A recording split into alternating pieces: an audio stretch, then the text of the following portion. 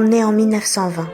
Adolf Hitler a adopté la croix gammée comme symbole officiel du Parti national-socialiste des travailleurs allemands. À partir de cette année, on trouve l'emblème officiel du parti sous des drapeaux, brassards et autres supports.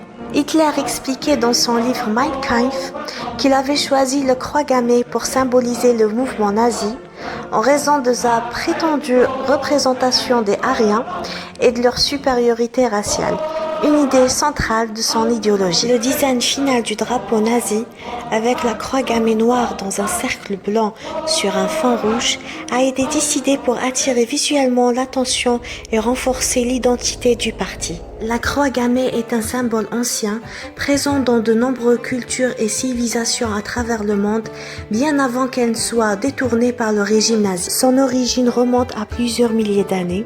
Elle est notamment associée à des significations positives dans diverses cultures, où elle symbolise souvent la chance, la prospérité et l'éternité.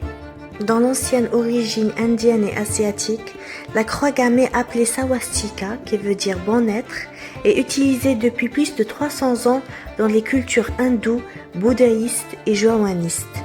Elle symbolise la chance, la prospérité, le bien-être et l'éternité. On la trouve encore aujourd'hui sur les temples, les objets religieux et les cérémonies traditionnelles.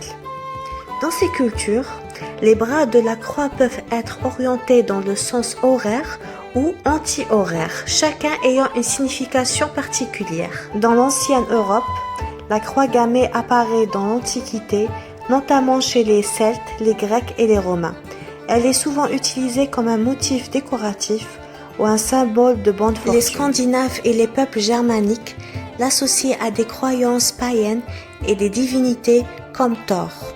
En revanche, chez le peuple autochtone d'Amérique du Nord et du Sud, des variantes de la croix gammée ont été retrouvées sur de la poterie et du textile.